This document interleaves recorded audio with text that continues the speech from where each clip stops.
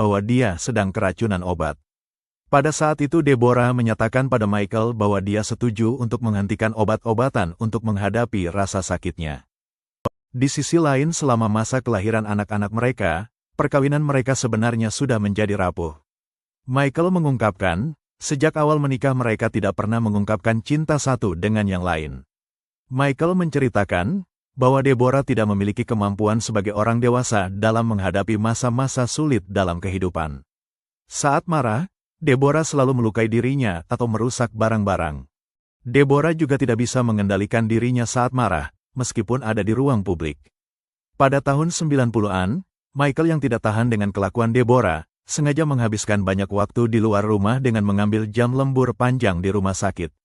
Para profesional medis teman mereka berdua di komunitas pekerja kesehatan, menggambarkan bahwa Deborah memiliki sifat yang dingin pada pasien-pasiennya, menarik diri dari lingkungan dan sangat obsesif pada Michael. Kemarahan Deborah makin sering terjadi saat Michael mengambil jam lembur yang panjang. Ketika mereka bertengkar, Deborah selalu mencuci otak anak-anaknya, bahwa ayah mereka adalah orang yang jahat. Deborah membeberkan semua kesalahan Michael dari kacamatanya pada anak-anaknya. Anak-anak menjadi terpengaruh dan mulai membenci Michael, serta tidak pernah lagi patuh padanya.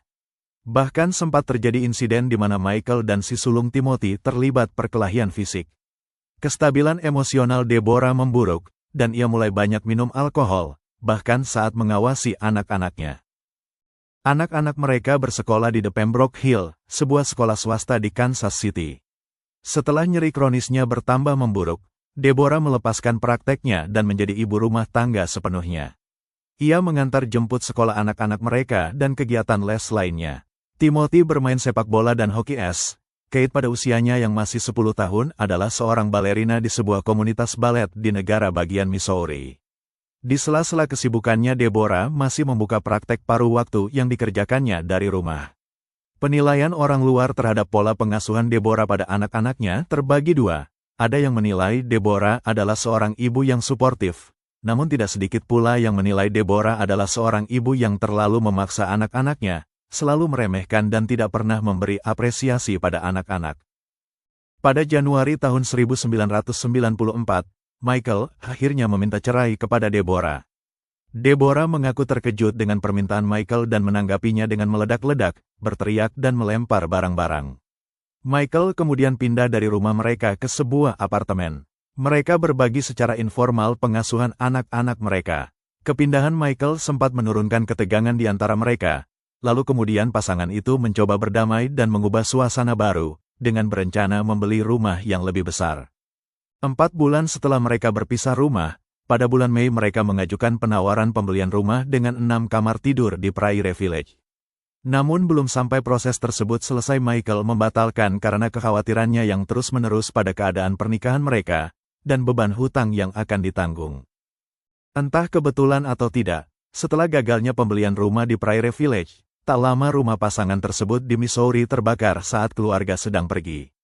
Penyelidik kebakaran dan pihak asuransi menentukan bahwa rumah terbakar akibat korsleting listrik pada kabel listrik di dalam rumah. Meskipun rumah tersebut dapat diperbaiki dan mereka mendapatkan penggantian dari asuransi untuk seluruh kerusakan dan harta benda yang hilang, mereka memutuskan untuk pindah rumah. Sementara proses pembelian rumah di Prairie Village diajukan ulang, mereka sementara tinggal di apartemen Michael. Saat tinggal bersama di apartemen, pasangan ini berusaha menghindari masalah yang membuat mereka bertengkar. Deborah berusaha melakukan tugasnya sebagai istri dan ibu dengan baik, sementara Michael berjanji untuk mengurangi jam lembur panjangnya, agar dia dapat memberi banyak waktu untuk keluarganya. Namun perbaikan hubungan itu tidak berlangsung lama. Pada akhir tahun 1994, keduanya kembali kepada kebiasaan lama dan pernikahan mereka semakin goyah.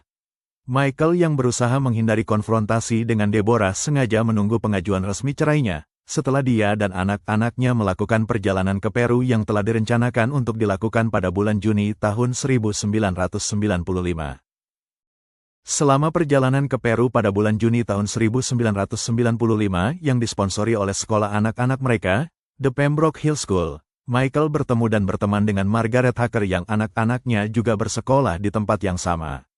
Margaret berprofesi sebagai perawat terdaftar dan menikah dengan seorang ahli anestesi, mereka juga sedang menghadapi perkawinan yang sulit.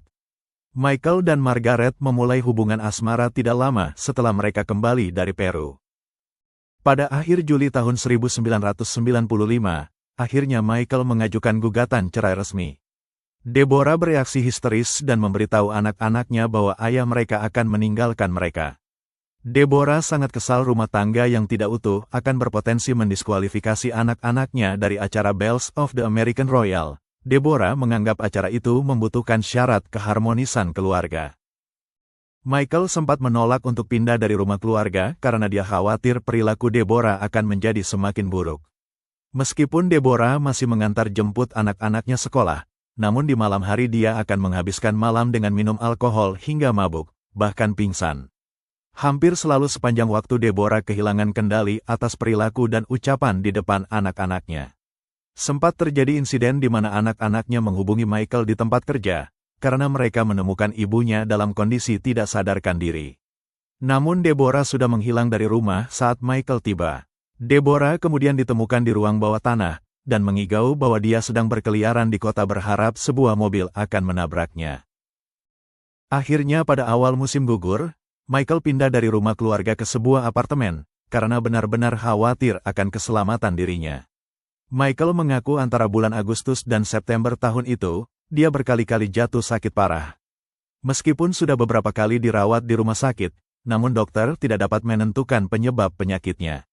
Pada bulan Agustus setelah pulang dari Peru, Michael jatuh sakit hingga harus dirawat cukup lama di rumah sakit. Awalnya dokter mengira mual,